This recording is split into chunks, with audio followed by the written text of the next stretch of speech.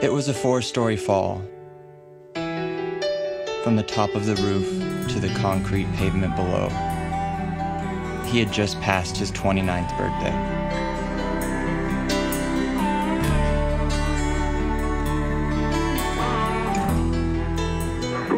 Can I help you? They need a paramedic. He fell. How far did you fall? He fell 4 stories, which would be 40 feet. Blood in his mouth. And other than that, I don't know if there's any other injuries. We had been texting each other all day.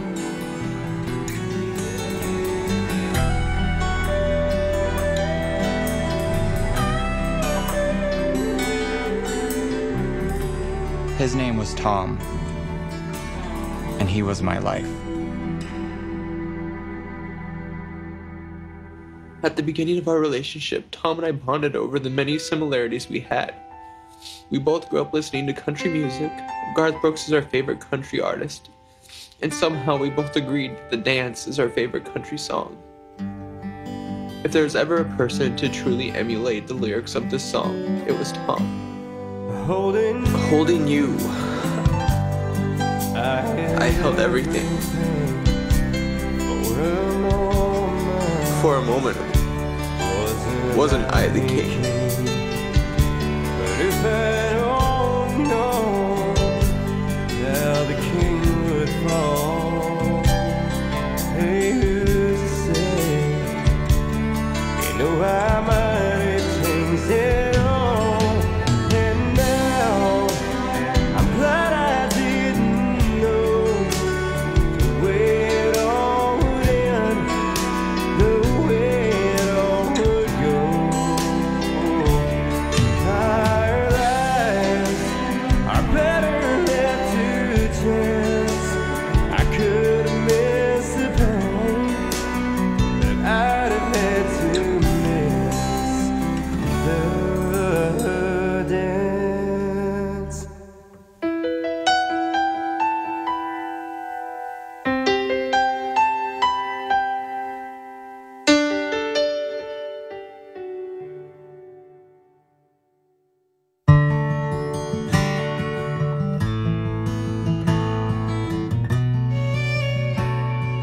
Kalispell, Montana is probably not the easiest place to have a child grow up who is gay.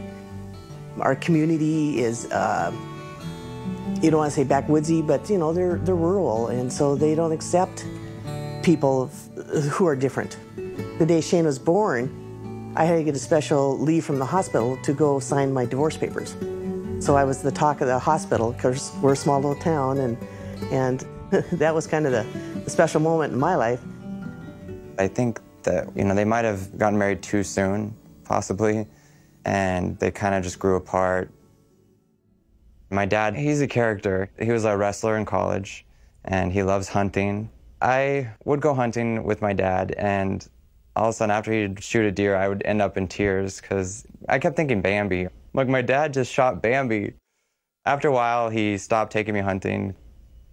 I made a deal with my dad growing up that I would try all different sports. He tried baseball, he tried basketball, he tried them all. I remember one loss they had, and Shane hardly played at all, but boy, he took it hard, and that was pretty cute, but he wasn't much of a contributor. My first memory of Shane was at a school play, and he was just singing, dancing, whatever he could do to entertain, he was doing it. We had made a car. We used red glitter, and Shane wanted that car like none other. He was in 4th grade, and I remember him telling his teacher that when he graduated from high school, he's going to California. And I just thought, why is that, you know, that just seems so strange. I particularly remember him singing Barbra Streisand. He was running around the room in circles and singing right in everyone's face. You don't bring me flowers. Like, just so charismatic and so unafraid. I was in elementary school, and what I would do sometimes is I didn't want to go to bed. My mom would tell me to go to bed, and then I would sneak out and sit behind her recliner and watch the TV because I wanted to kind of be a little rebel. One time she was watching the movie Philadelphia. Finally got to the end of the movie, and I knew that this guy was gay, and I knew that he was sick and he was dying because of being gay. And that really, it struck a chord with me because I knew that I was like him. That guy liked another guy, and look what happened. He kept getting thinner, he kept getting pale, and there was like sores on his face and his body. And I just remember thinking that that's gonna be me, that's gonna happen to me. He got quieter, and he wasn't as fun to be around. You could tell that something was always on his mind, something was always bothering him, but you never knew what it was. One night, I remember Shane coming into my room, and he said, "Mom, I'm dying of AIDS." And I said, "Honey, why are you saying that?" And he goes, "Well, because of that movie." And I said, "Well, honey, you don't have AIDS." And that's when I really noticed Shane starting to have panic attacks. He felt like he couldn't breathe. He would have to say, "You've got to put a sack over your head." He didn't like doing it, but when he was at my house, we put a sack over his head. So as time went on, I would sneak into one of the bedrooms in our house, and I would dial 911 and tell them that I was dying. And all of a sudden, I see these flashing lights in the driveway, and I thought, what is going on? And I go upstairs, and here is the ambulance saying that somebody was in distress in this home. Somebody was choking, somebody was suffocating. It led to her being like, "Shane, God damn it, the cops are here again." From 6th grade till I got that kid through high school, I didn't know if I was gonna survive. I bet 10, 15 times he called 911. The money that it cost me through the years, it was just, it was very stressful. But it was real to him, and I knew it was real to him, and I wanted him to feel he was safe. She finally decided that this is maybe more serious than she can handle, so she set me up with a therapist. When Shane got done with the session, he asked me to come in, and he said, "Your son just needs to admit to himself that he's gay, and everything will be fine." And I said, "How can you say that? He's not gay." And the Dr. Hauser said, "Well, that's something you're going to have to come to peace with." I always suspected, I'm not going to lie to you, it took me a couple days to process, and the thing it come down to is I ain't making any more kids. I better stay in good at the ones I got. And I love them unconditionally, so it just doesn't matter. It's kind of funny now that here I was, a little boy, on my knees praying to God that I wouldn't be gay, and there was another little boy 1,500 miles away in Indiana doing the same thing. Knox, Indiana is not the easiest place for a gay kid to grow up. It's very homogenous, not much diversity there. I knew Tom when both of our brothers were in Boy Scouts together. Everybody loved him. He was just the popular kid. He had a lot of empathy. I'll never forget the day my mom died. Tom was the first person to come over to my house. He walked in the door and he was crying. I almost thought he's sadder than I am. Tom's mother and father each had children from previous marriages. So Tom was the only child between the two parents, and he was the center of attention in the family. He was the center of attention everywhere he was. Tom would always be playing the piano at home, singing, dancing around. Come on, baby. You're driving me crazy. Goodness gracious, great balls of fire. He was doing his tricks on the trampoline. He was always performing. For Tom, there was never any such thing as too much.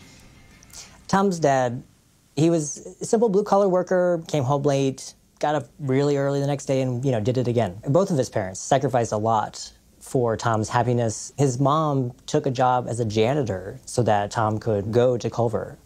Not many parents would do that, would start cleaning toilets so their son could have the best education. Tom's dad was in Vietnam, and that's why he went to Vietnam when he was in high school. He definitely respected his dad for fighting for his country. I think as Tom got older, as Tom became his own person, it just became difficult for them to connect. Tom was always very adamant about saying what he believed in, and it didn't work with his dad. And it's sad, but I really think that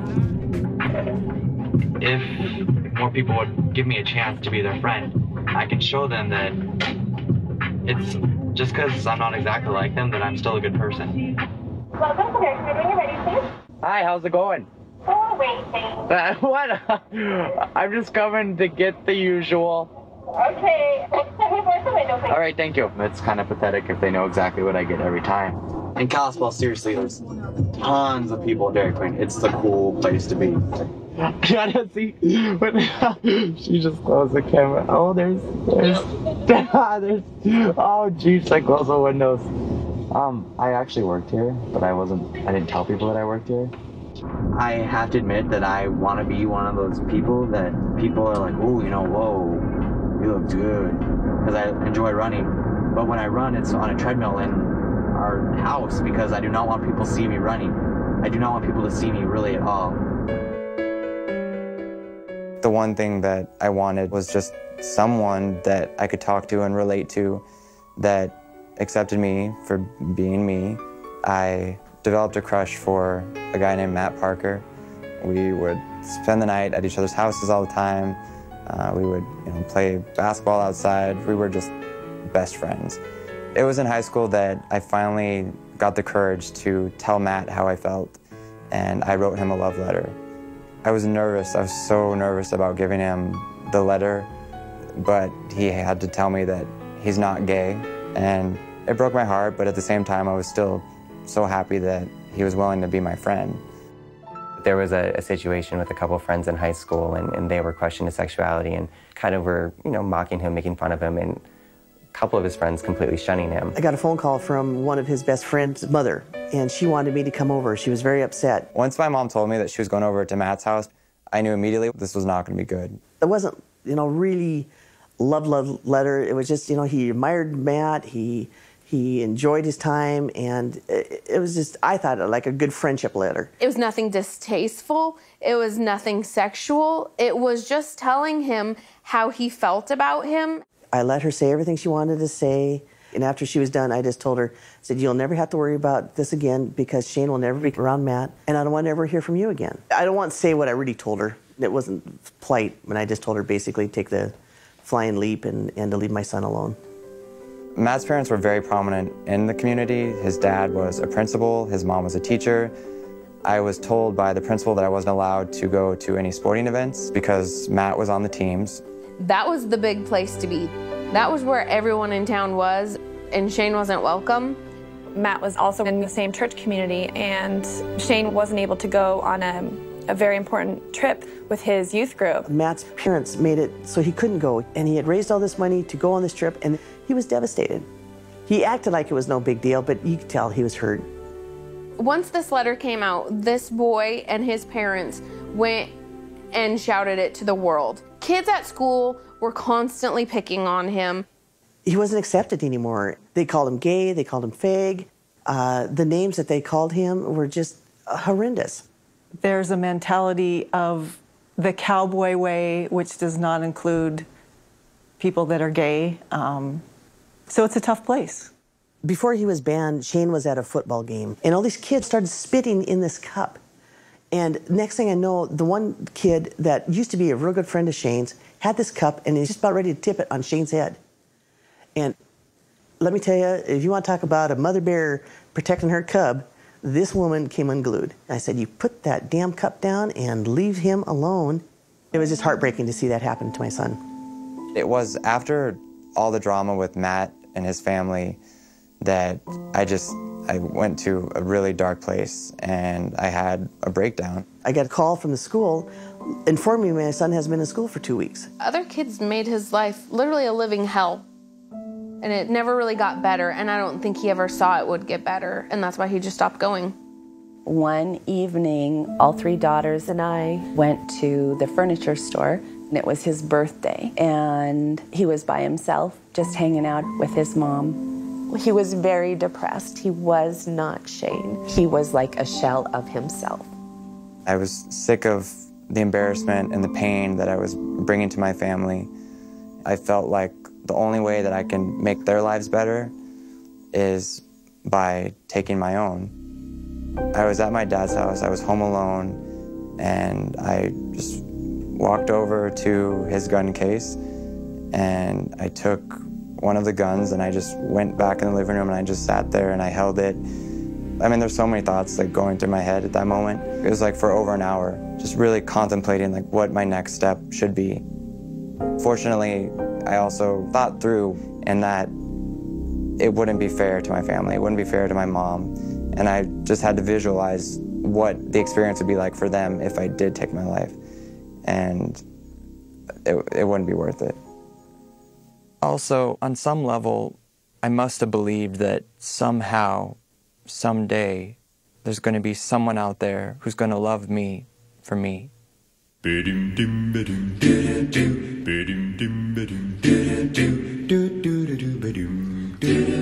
Tom just had this presence. He had this energy. He was always singing and laughing and enjoying life so much. There was a decorated general with a heart of gold. He was at the top of his class. He was a leader in all aspects of the word and in sports and in school. On the battlefield, he gave... Every time you met Tom, it felt like you were meeting your best friend. And it didn't matter who you were. He always had your back. I think Tom went to Culver instead of the high school in his hometown because he saw it as an opportunity to open his horizons. And, you know, his parents played a big role in that. His mom worked at Culver primarily so that they could afford the reduced tuition so that Tom would have all of those opportunities. He came out to me our senior year. It was at night, and we were sitting in the grass, and I remember he got really serious all of a sudden, and he said, "I have something to tell you. I'm gay." And he put his head in his lap, and he was crying and really emotional about it. I think he was really afraid of being judged.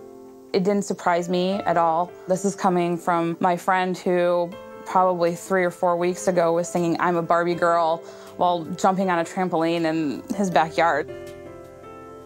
He knew everybody, and everybody knew him.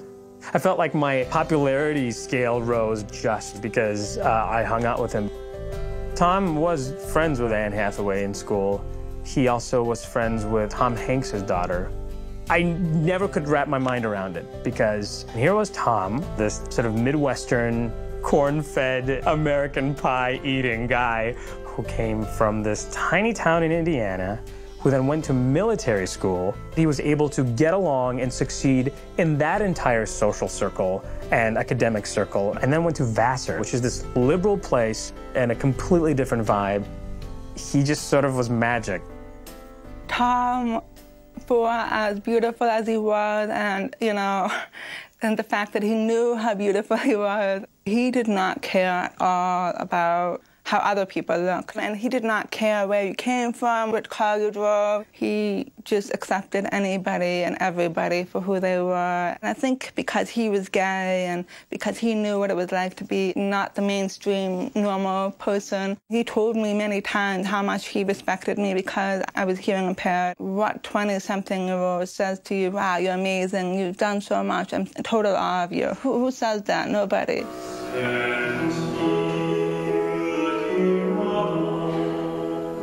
He gave recitals of classical music. He wrote incredibly heartfelt lyrics, but he was tough because he could kick your ass. He could wrestle you down.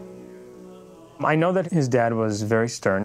The idea of manhood and masculinity and presenting yourself in a certain way was important to him. I think he wanted to have Tom basically play that role, and Tom knew how to play it very well.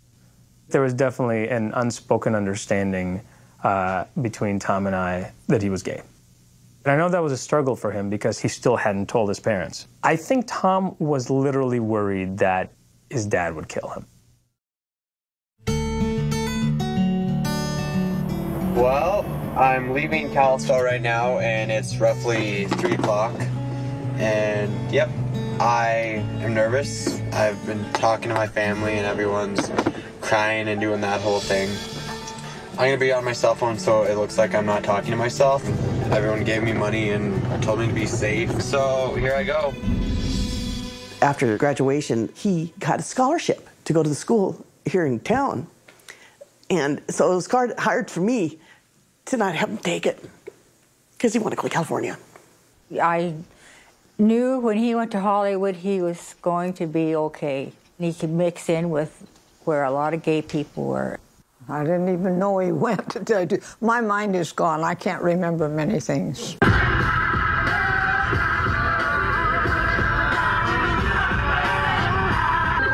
you are, we made you.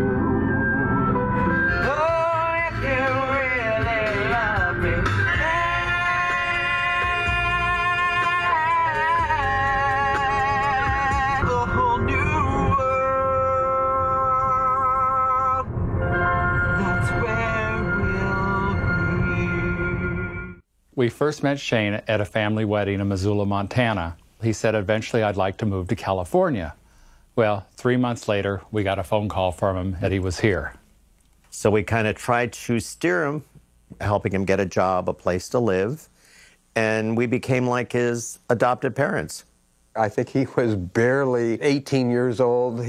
This thin kid with curly hair out of Montana into the big city. He was very quiet, very reserved. He showed me some headshots that he took. He had wavy, wavy hair, and he looked like Liberace. Right. And I thought, oh my God, what am I going to tell this kid?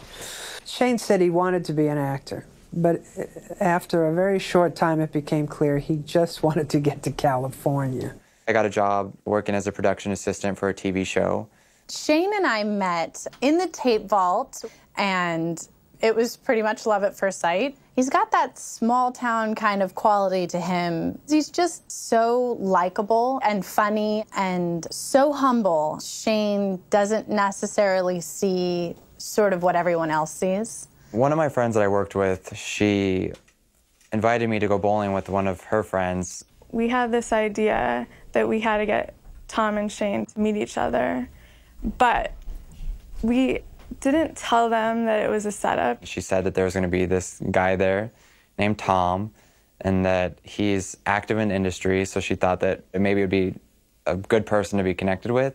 We get there, he's ridiculously attractive, gorgeous, if you will, so charismatic. He was an actor.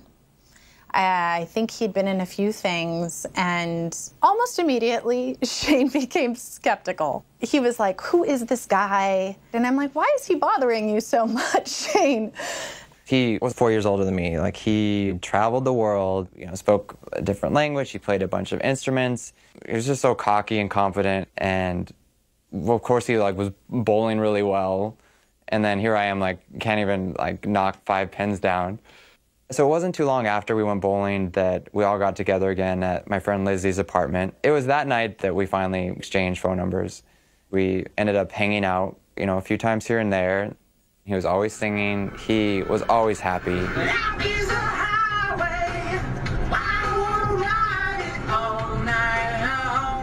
Tom and I would spend all day together, and then he would go home, which would lead to later in the evening talking on the phone for a few hours. It did not take long for me to really feel comfortable with Tom, that I could tell him anything. I trusted him with my life. Tom was a very confident person. He ran after Shane. At first, Shane was like, because he had never been in a relationship before. But this was his first, his first love. We went to hear Tom one time, and Shane would look around the room while he was playing because he wanted to make sure everybody was paying attention and seeing what he saw.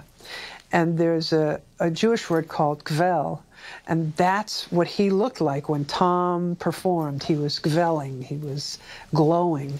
It was incredible to finally experience that feeling of love. Like the butterflies, it's what I'd always imagined that all my friends felt. It didn't take long for me to move into his apartment. They got very close very quickly. I think their freedom wasn't moving to LA. I think Tom was definitely the door for Shane to come to terms with himself. Tom was a safe place. When Tom met Shane, he was a little lost sheep. And Tom really looked out for Shane. He loved making dinner, even when he was really tired. He loved tying my ties, even properly tucking my shirt in, because at Culver, they teach you how to do all that. Tom truly was pursuing his dreams, and Shane knew that bills had to be paid. Shane was the level-headed one. What one couldn't think of, the other one could. They found an awful lot in common. They were both romantics. They're both from small towns. Both wanted to make an impression on the world. They were always smiling and always having a good time. They're the kind of couple that makes you believe in love. I loved their bickering, which was really flirting. That was probably my favorite part of their relationship. I did this once in military school. The kid had to shave his head. Why are you telling me? Seriously, don't press so hard. They were like an old married couple. They were young, gay, but they never wanted to go out. Like, let's go to the bar, let's go to the club. They didn't go out a lot because they were always working, trying to build something. I know that for Tom, it wasn't just about fidelity, which of course was like number one. It was also about being completely emotionally available, mentally available, spiritually available to Shane. When you get to my age, you start being a little agnostic that anything like that can occur. But over time, it became pretty apparent that this was something that was probably going to last for a very, very long time. There was an aura about them that just was something special. Everyone in this room or anyone watching this documentary could wish that they had the love that Tom and Shane had. That's what you dream about at night. And they had it.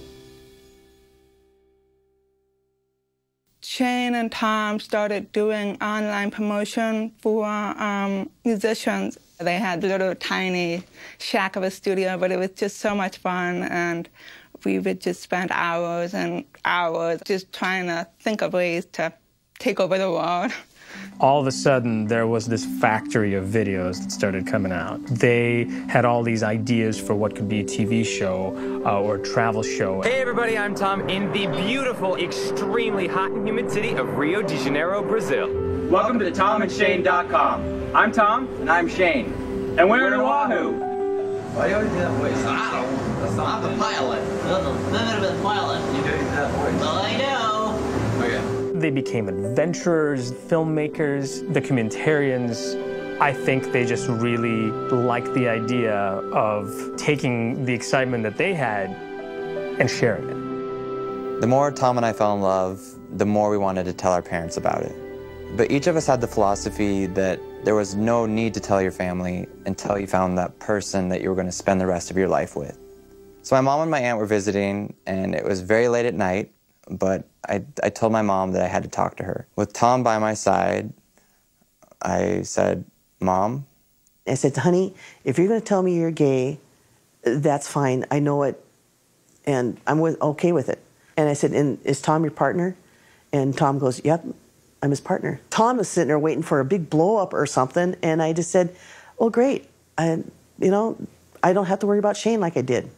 Tom was my godsend. Shane didn't have his anxieties anymore. He was more confident. He was happy.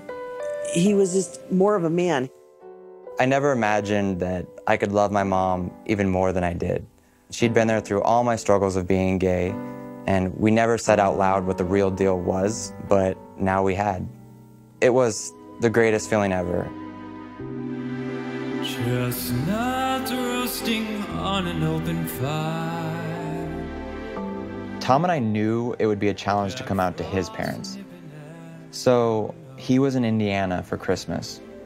It was just him and his mom, and there was something that came on TV about a lesbian couple, and Tom's mom made a comment about how that was disgusting, and Tom, at that moment, just realized, like, I need to tell her. He told his mom, Mom, I'm gay. Like, when you say things like that, you're talking about me. He was, I think, sort of building on what had happened when Shane came out. Shane had come out to his mother, and she basically filled in the blanks. Oh, you're gay, I knew that. Oh, I always knew that. I was sure that his mom knew that he was gay, but she immediately called his dad to come home from work because of this breaking news, and she went on and on about how it was a sin and that Tom should have told them sooner so he could have gotten medical help. His dad said a lot of hateful things towards him and blamed Shane for making him gay. It's Shane's fault. Shane turned you gay.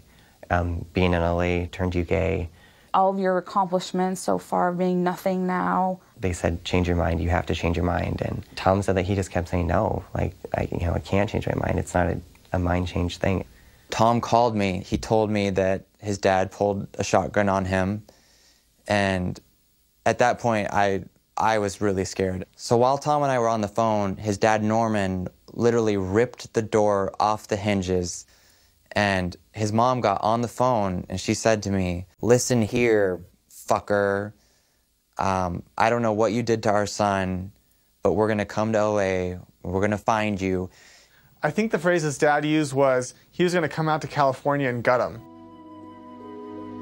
I used to always have this fantasy of Tom and I going to Indiana for Christmas and just, you know, going to bed and waking up on Christmas morning, all of us going out to the living room. You know, there's the tree and Tom and I just sitting there with his family, opening presents together, and me just saying something that I think's funny, and I look over and Tom's parents are laughing. It's stupid, but it's just, you know, just, it would be like an incredible thing if something like that happened. When the police showed up at the house, Tom's dad just kind of poo-pooed it off. He said, you know how these California kids are. Those phone calls for those next 2 days until Tom got out of there were just, my heart just broke for both those boys. It was just so scary and so sad. So that next morning, Tom's parents were in the kitchen with the Bible on the table. Out loud, they were saying the verses almost in a way just to justify that the day before, they beat up their son because he was gay. He's like, I can't believe this. I just got attacked and told that I should have taken the fact that I'm gay to the grave.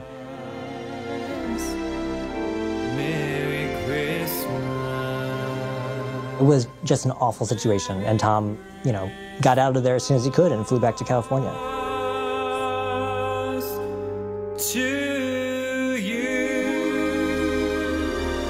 So eventually Martha made her way out to California, and I was really, really nervous. This was like the first time that I was going to see Martha since that, you know, horrible experience. I think Martha came here because she did not want to lose her son. So she had to embrace Shane and act like she accepted the relationship. It was a little awkward for a while, but eventually, you know, we warmed up to each other. We would go to dinner. Tom and her would laugh, like, hysterically. When they get together, it's like two little old ladies. And although she didn't say, like, you know, Shane, I'm sorry, or Tom, I'm sorry for, you know, how we handled everything, it was still just, to us, it was like, this is her way of showing that she's accepting us. It wasn't that she loved her son, she loved her son. And whatever it took to be near him, she did. If she had to push a plow, she would, just to be near her son. She has this picture where they went to Grauman's Theater and saw Elvis's handprints. She said that was the happiest day of her life.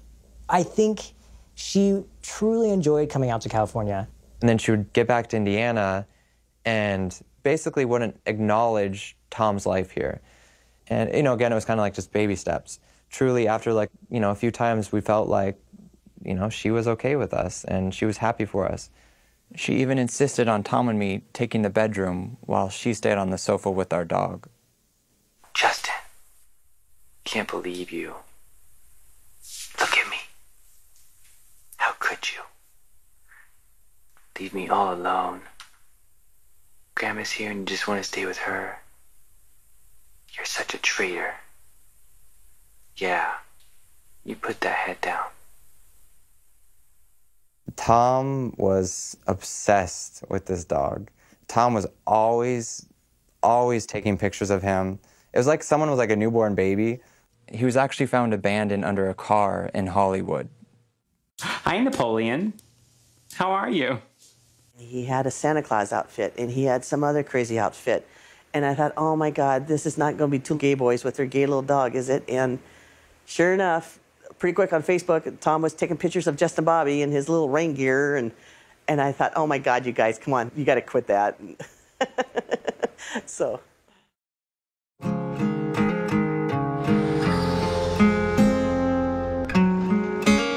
Another dream that Tom and I had, aside from wanting to be married and have a family, was we wanted to travel the world together. And our goal was to hit all the wonders of the world. And we managed to make it to 4 before Tom died. See the pyramids along the Nile. Watch the sunrise from a tropic isle. They enjoyed living. When they traveled together, that's what just amazed me, where they went to Egypt and to Peru and London and Paris. The way Tom and Shane were able to afford these trips is they're, first of all, very frugal. And not only did Shane work the job that he did for us, Tom would work, get extra jobs doing, commercials or whatever. So they could travel to all these places. And they didn't go first class. They would travel like they were students. The first trip I remember them taking was to Egypt down the Nile. But it wasn't the kind of trip that I would have gone on. They slept on the deck with canvas dividers covered in blankets, and Tom caught pneumonia, but they had one heck of a good time.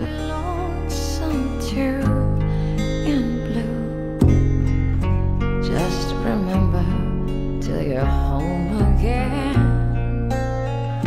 You belong to me. Tom and I reached a point where we were ready for him to come to Montana.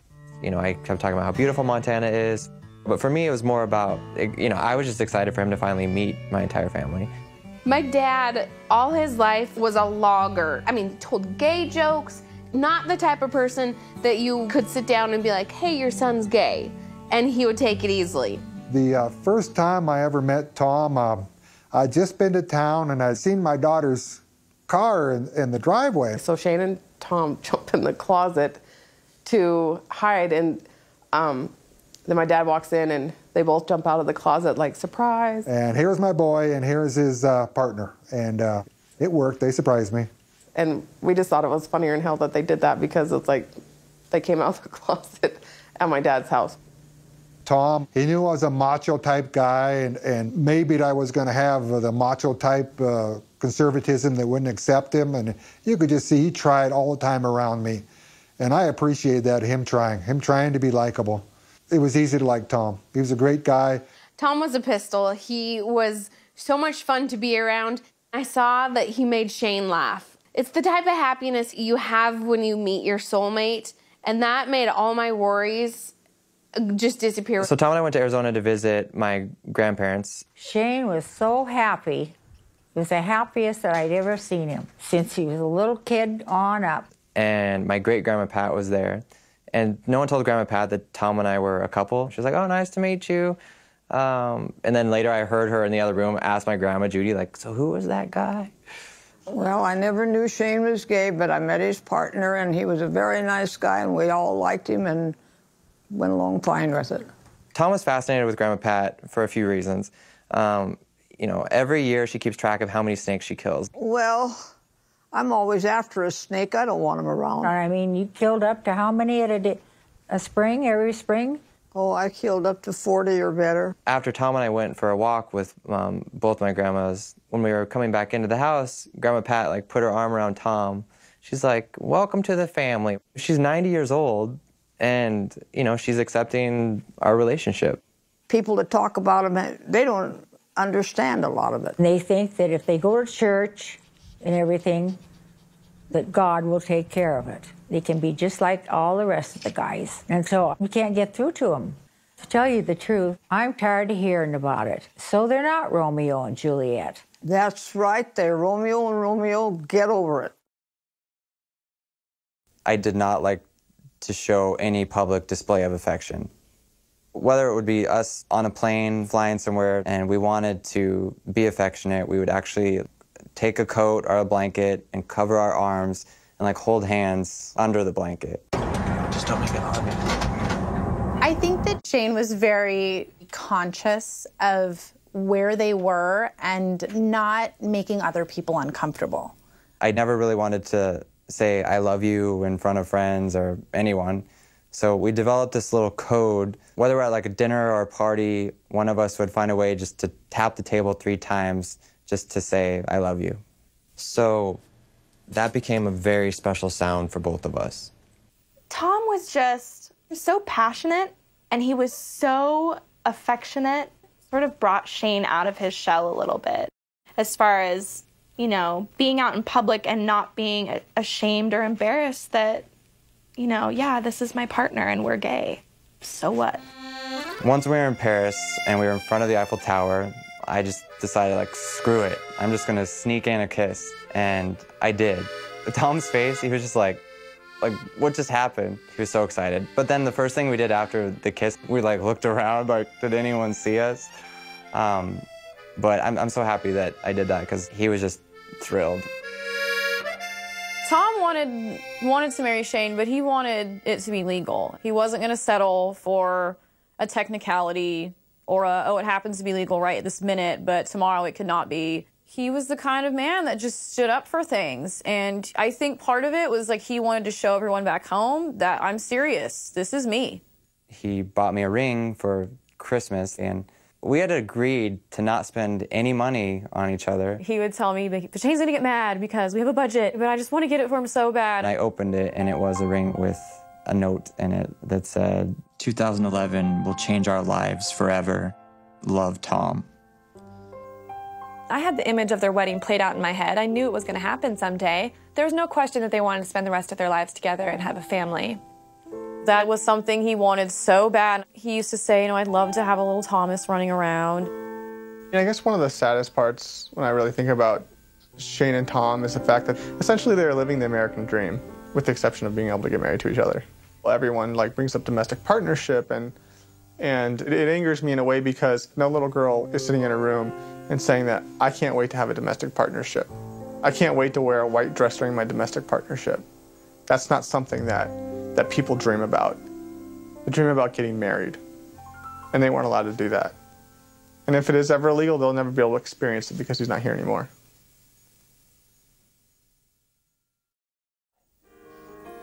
I was lucky to see Tom the Wednesday before he died. Getting closer to the edge. If I fall, will someone catch me? And we talked about, you know, Shane, and he said, I learned what love really is. I used to have this idea in my head when I was young, and being with Shane, I've learned what it really looks like on a daily basis, and it's so much more than I ever thought possible. That's what the song's called. If I fall. Even if I fall. Thank you for that. Thank you for that. You're welcome. All right, so there you go. If I fall, are we agreeing that's what we're going to call the song? All right.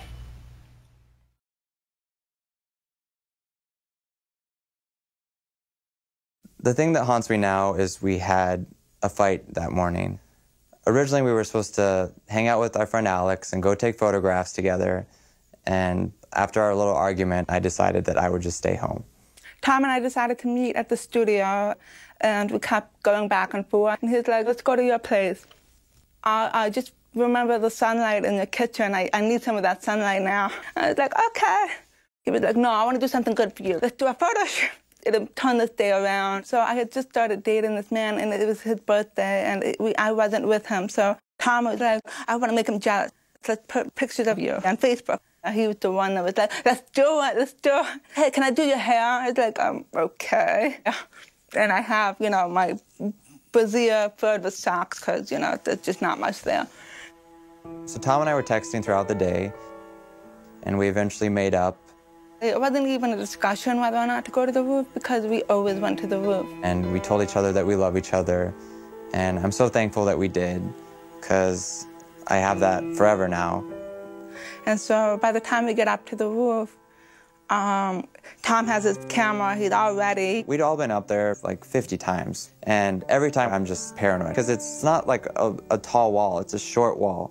He just playing around with the camera. And meanwhile, I know that he had just been texting with Shane. I told him to stay away from the edge, because we all know that he's a klutz. And he even wrote back, he was like, haha, I will. Like, I was joking, and I said, Tom, I'm serious. Like, stay away from the edge. So he takes a bunch of pictures. I'm trying to be as slutty and as, you know, not sexy because it wasn't sexy. I'm in one corner, and then we suddenly switch. And he's like, I've got it, I've got it. So he takes like 3 or 4 steps back.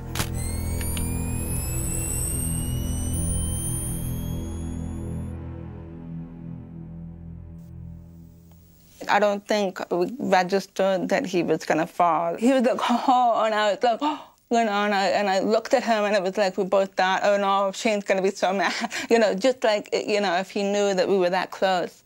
And then after that, it was a nightmare. I didn't even go look over the edge, so I just like tore my shoes off, ran downstairs. I had my phone in my back pocket, and I dialed 911, but I couldn't hear. So I just give it to somebody out in the hallway because people heard him. I received a text from Alex to tell me that Tom had fallen. And I thought it was a joke. There's no way this is real. So I texted her back and I said, that's not funny. And then I didn't hear back from her. And so then I called Tom's phone and no one picked up. So at that moment is when like my heart just started racing. And by the time I get there, he's on, his stomach. And I'm rubbing his back. I'm saying, it's okay, Tommy, it's okay, Tommy. Meanwhile, I look like a total hooker. But it takes forever for the ambulance to get there. I want to say 25 minutes later, they were like, do you have his ID? Do you have his ID? I was like, what the fuck does it matter? Just get him on the ambulance. So I got to the ER and they took me into a room where Alex was and she was hysterical. When I first saw Shane, I said, I wish you were me.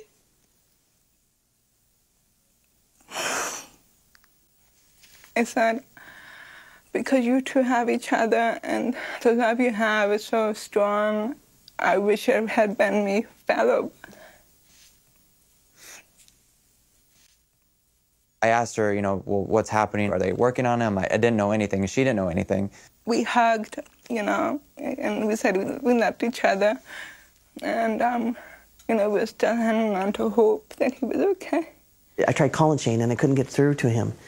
And finally he calls me back. He said, Mom, Tom was doing a photo shoot and he fell off the roof. And I just, oh my God. I said, honey, just keep on praying. He'll be fine. We'll get the prayers going here. I got a text message from Shane saying, Michaela, please pray. Tom's hurt. And I immediately got down and started praying. So a little bit later he calls me and he said, Mom, they won't let me in to see him. And I said, well, how come? And they said, because I'm not family. And I just, oh my God, Shane. So I called Tom's mom, and it's, late at night in Indiana. And, the first thing she says was, well, how much was he drinking, Shane? And then his dad in the background said, well, what the hell was he doing on the roof? And but from that point forward, I made sure to let the nursing staff or the doctors speak to her and to him. And it had been probably about an hour later, the doctor came into the room, and I knew.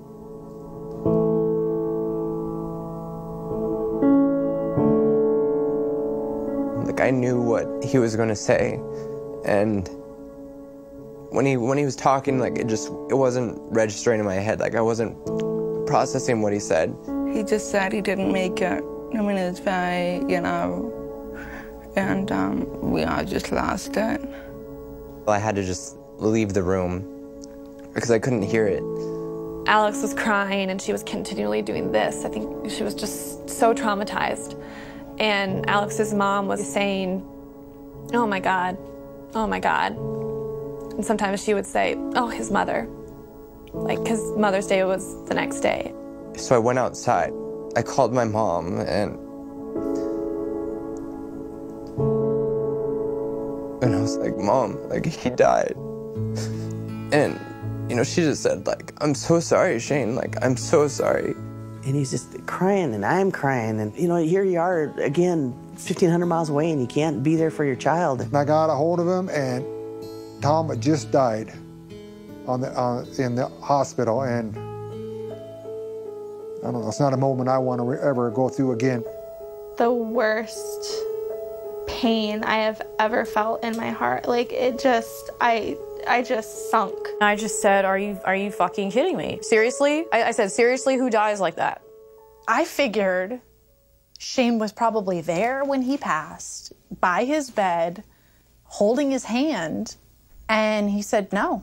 So I went to the nurse's station and I said, my friend's boyfriend is here. He just passed away. Can you take him back? And she said, we can't allow non-family members to see him until his parents arrive. So I kept trying to argue with this nurse. And the lady was like, I understand, honey, I do, but it's against the hospital rules. He's not his family. I said, but he is his family. They have a house together. They have a business together. They have a dog together. They've been together for 6 years.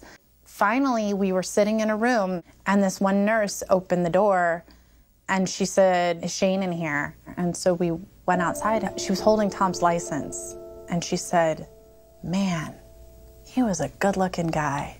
Geez, I mean, all the nurses back here are talking about how handsome he was, and we've been working back here to try to kind of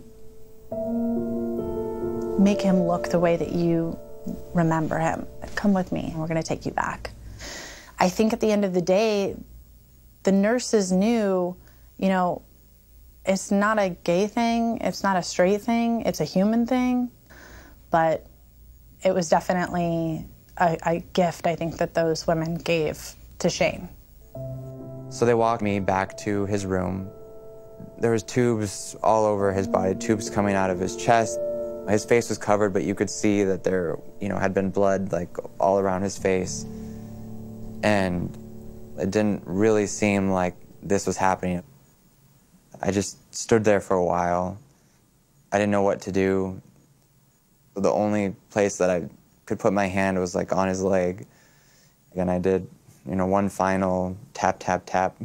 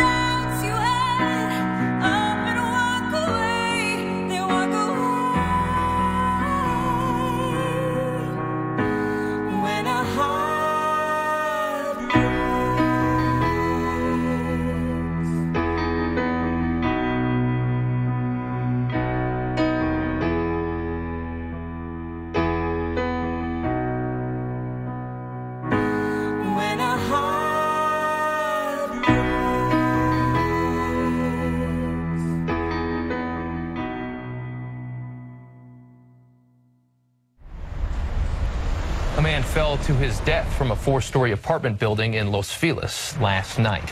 Police say he was taking pictures of a woman. They don't suspect foul play and are calling his death a tragic accident. He was an actor and TV host. The days after Tom passed away are kind of a blur. There was nothing I wanted more than just to have my family there with me. And so it really meant a lot that my parents, although they're divorced, that they were able to just say, look, like, we're going to be there for you. And my sisters were going to as well. My dad and I, we went to go pick up Tom's car at Alex's place. And during the car ride home, we talked about me being gay for the first time. I wanted him to know, even though I had never said anything since he'd come out, that I fully accepted him. I think we even talked about how Tom's dad must feel, because Tom's dad never accepted Tom, and I wanted it to be known that I accepted my son. For the first time ever, I didn't care about telling my dad that I was gay. I didn't care about acknowledging that Tom and I were in a relationship. I felt like fearless. But it didn't matter anymore. Tom was gone. So I picked Martha up from the airport and we went to our house. She wanted to talk about bank accounts, all these things that I did not want to talk about. I remember her looking around the rooms a lot. And I didn't really want to think that way. I had the feeling that she just wanted to go through his stuff. She wanted to go through all of Shane and Tom's clothes. He let her go through all the drawers. She tried to take the computers that was Shane and Tom's. It's just like Shane didn't exist anymore. Shane was more than willing to work with her, give her anything she wanted of Tom's, but it started to invade his privacy, and he wouldn't say anything. Martha would make a comment about something, and Shane would just stuff the emotions away, like back when kids would call him names. I couldn't say anything anyway. I had no legal right to stop her. So Tom's mom was waiting along with us for the coroner to release his body. Due to the circumstances of the accident, they had to do an autopsy. We started talking about the funeral. And she said that, no, we're all invited, we can stay at their house, come as a family, we'll just do all this together. She was very, I'm taking my baby home, you guys are all coming with, I want you to be there. And then as the days go on, she pretty much quit talking about the funeral and about us all going and sharing, Tom with everybody back east. Tom's mom was in the other room, or even sometimes right next to me, making the funeral arrangements and planning it all out, and I was not a part of it. It was like I wasn't there. It was like I was a ghost. She was a mother who just lost her son, her 20-something-year-old son, so there were no expectations other than grief. But I didn't think that she was going to hurt Shane. I thought that she loved Shane. The feeling I got was something was awry, but nobody could put their finger on it. And then that Thursday morning, Martha's like, I gotta go. And Shane's like, I'll drive you to the airport. She's like, no, I'll get a taxi. I told her, I'm not gonna let you take a taxi. I kind of had a feeling that she knew something that I didn't know, that she knew that his body was gonna be released any moment. She was packing all Tom's clothes up that she was gonna bury him in, and the jacket that she wanted to put him in was not fitting in the suitcase. And Shane's like, it's okay, Martha, I'll just bring it. And she's like, no, absolutely not.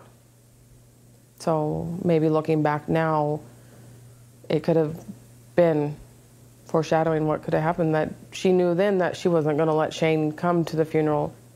I dropped her off and we hugged, and I asked her to please keep me updated so I know what's happening, and she promised me that she would, but I never heard from her again.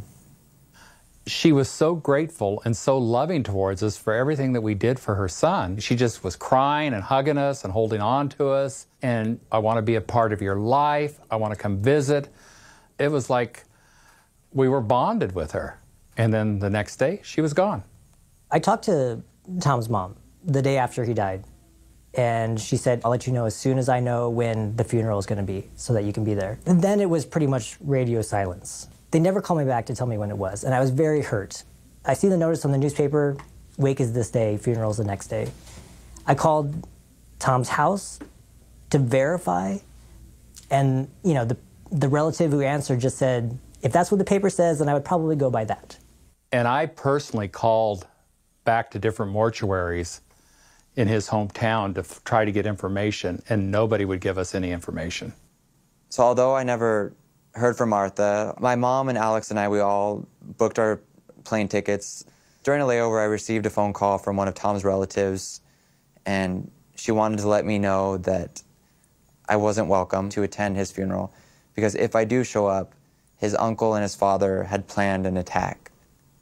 And she wanted me to know that it's for my own safety that I don't go. All I could think of is, are they going to shoot him? Are they going to kill my son? When we got into Indiana, one of Tom's best friends picked us up, and Alex was hysterical. And the closer we got to Knox, the more hysterical she got. And she was saying, I lost Tom, I don't want to lose you also. I was terrified that they were going to come and pull out a gun on Shane. And I remember him saying more than once, they're in a lot of pain. It's not just me that's going through this, and almost arguing for them, which was maddening. I mean, I'd be angry. You're not going to do this to me.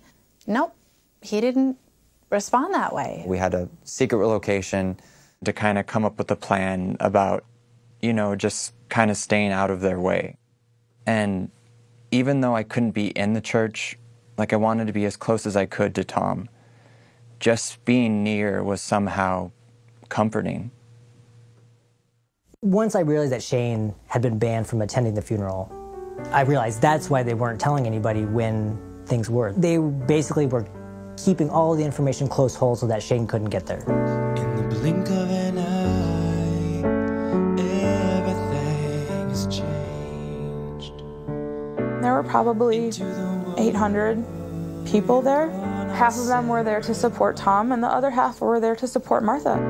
If I could have one more day, I'd spend it all with you.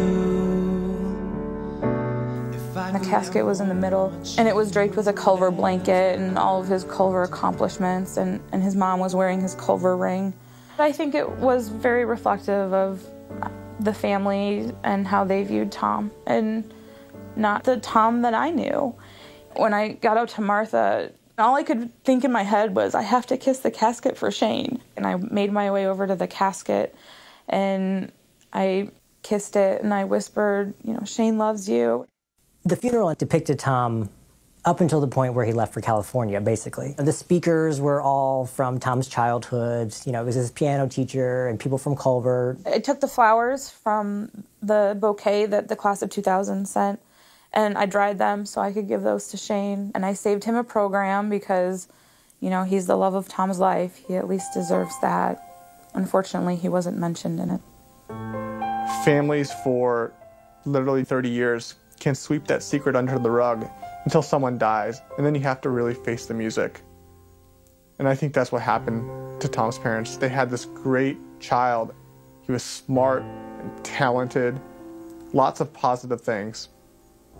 But the one positive thing that they didn't want to brag to their friends about is that Tom had an amazing partner, because they were ashamed. And so what they did is they literally erased it from the history books by shutting down his Facebook page, by disinviting Shane to the funeral. They're not even mentioning him there, which is the most insulting thing anyone could ever do to a person's memory. They're not fighting against gay marriage. They're not fighting against having a gay son. What they're fighting against is love. And who fights against love? When we came back, we decided to have our own memorial to celebrate who Tom was. Shane included pictures of his family, even though they hadn't reciprocated. Shane had pictures there with Tom's mom and dad and brother and sister. He brought people from Vassar, brought people from Culver, and his friends in California. Everybody was there. Even though a lot of us, maybe we weren't super close and barely know each other, somehow that same guy was all of our best friend. Young, beautiful boy. I wrote Beautiful Boy, and the line about Tom making his way up to the golden doors as an answer to the fundamentalist Christians out there who may believe that gay people won't go to heaven. And to that I would say, really, Tom, the choir singing, trophy winning, all-American boy who listed God as his hero on his MySpace page, really in hell? I don't think so. If Tom didn't go to heaven, then nobody is going to heaven. If you believe in angels, Tom was as close to that as would ever come in a human form. He had no darkness in him whatsoever. He was the uber positive one. So everybody was really nervous about how Shane was going to be, you know, post this horrible traumatic loss. I stayed with Shane after Tom passed away for a month. I told Shane, I'll stay here as long as you need me. But getting on that plane was the hardest thing I've ever done in my life. You know, you don't want to leave him because he was fragile.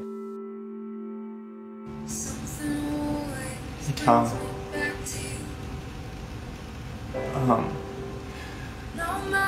This is happening. Is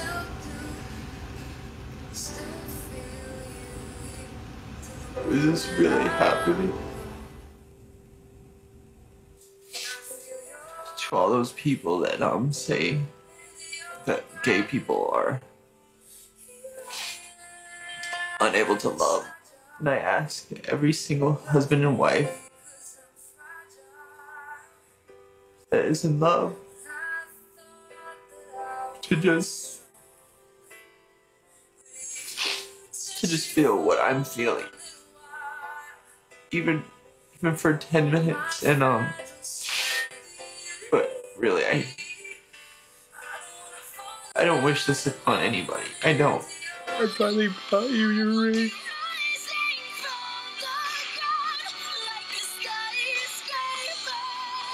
I'm sorry that I didn't get you one sooner. I put tap, tap, tap inside, You can take everything I have. You can break everything I am. One thing that I've been thinking about is like, well, you know, what would have our relationship been like if we wouldn't have had to have hit it from the beginning, and would I have been able to just be more affectionate and just give you more love, and who we are and how we, you know, loved each other is a sin, and that we have to live, you know, eternity, like, just suffering because of this. I don't think God would purposely set us up to live a life of just constantly fighting the urge to be who we are, and I really don't want to believe that. Happy birthday to you. You know, there's a part of me that thinks maybe I should tell someone, or maybe I should show someone, you know, how I'm really feeling, instead of just telling everyone I'm okay and I'm not okay.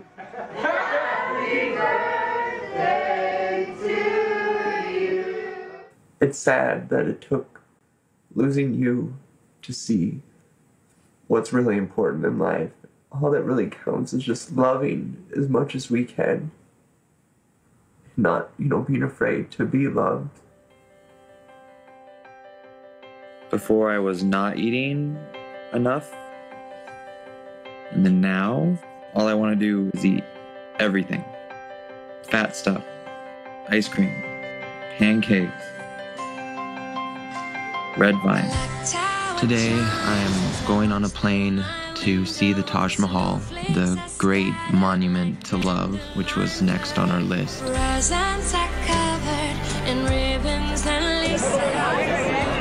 Going to the Taj Mahal on Christmas Day is a pretty cool thing. So, Merry Christmas.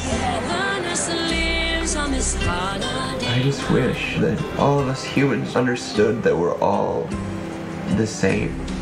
Everyone in the world, all different types of people, all different religions, like, we all just want to be happy. We all just want to be loved. So, thank you, Tom. Thank you for loving me, and thank you for giving me the last years of your life. I feel like that's my responsibility, like my duty now, to try to live life like you did. A few months later, I went back to Indiana. I felt like I just needed to see Tom's grave one more time.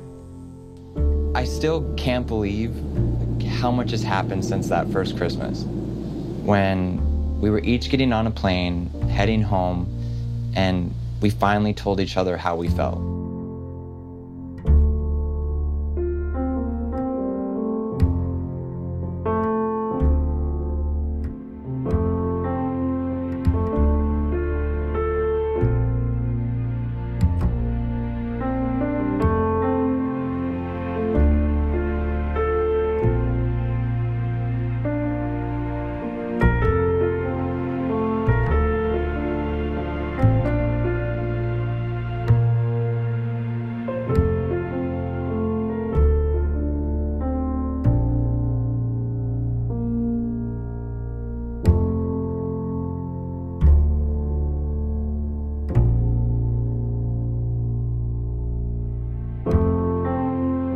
When I got to the cemetery, I was surprised to see that Tom's parents had bought him a monument with a place for themselves, not next to each other, but on either side of their son.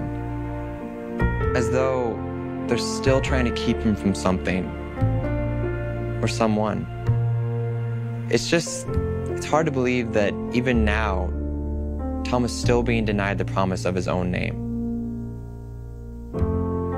It really does feel like he's standing in for all of us now. I mean, like, for all gay people who dream of getting married someday. I guess I'll never understand why the ones who are supposed to love him the most fight the hardest to keep him from being who he was. Maybe the greatest thing about Tom is how much he loved them anyway. I just remember standing there and thinking, if there's one thing that I could say to his parents, here's what it would be. This is not the monument to your son. He was the monument to you.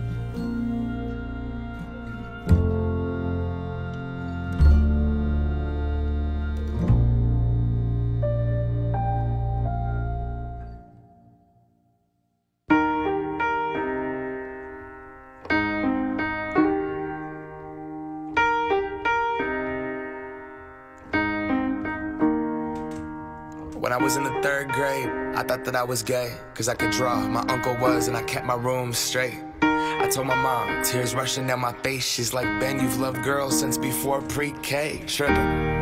Yeah, I guess she had a point, didn't she? Bunch of stereotypes all in my head. I remember doing the math, like, yeah, I'm good at Little League. A preconceived idea of what it all meant. But those that like the same sex have the characteristics. The right-wing conservatives think it's a decision, and you can be cured with some treatment in religion. Man-made rewiring of a predisposition, playing God. Oh nah, here we go. America the brave still fears what we don't know. God loves all his children, it's somehow forgotten, but we paraphrase a book written 3,500 years ago. I don't know. And I can't change, even if I tried, even if I wanted to. And I can't change, even if I tried.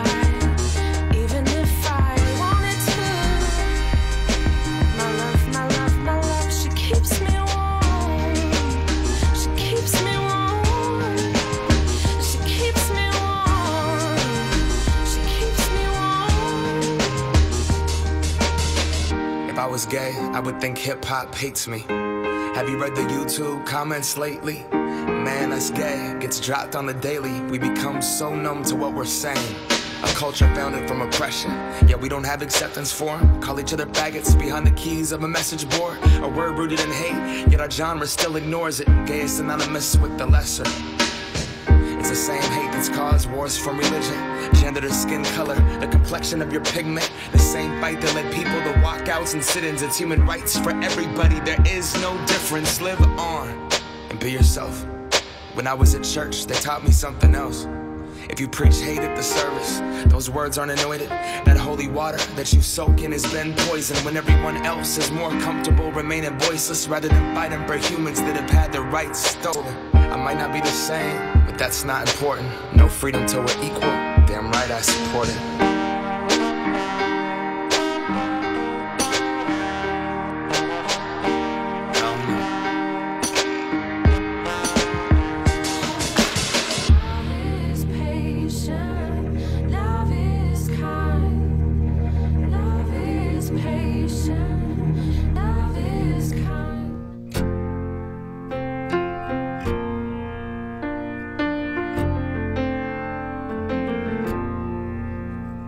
Well, I woke up to the sound of silence. The cars were cutting like knives in a fist fight.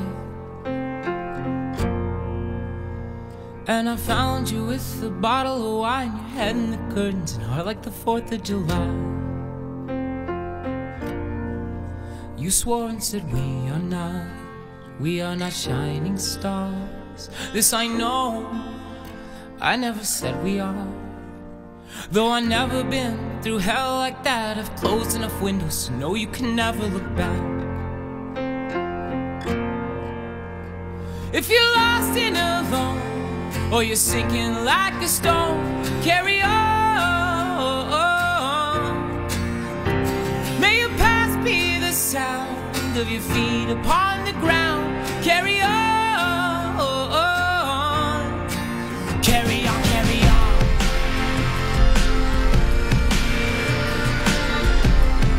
An article came out in the paper, and then we had it on our news channels, and it was hard for several of my family members to see my son on there with his gay partner. It didn't bother me, but it bothered a lot of people. I ignore it because I'm proud of what Shane's doing, and because I'll always be grateful for Tom and what he gave to my son. Many times he said, you know, my life is not worth living without Tom. He's risen like a phoenix from the ashes. Shane is the guy who was afraid of coming out and accepting who he was, and now he's in front of the parade with rainbow flags behind him.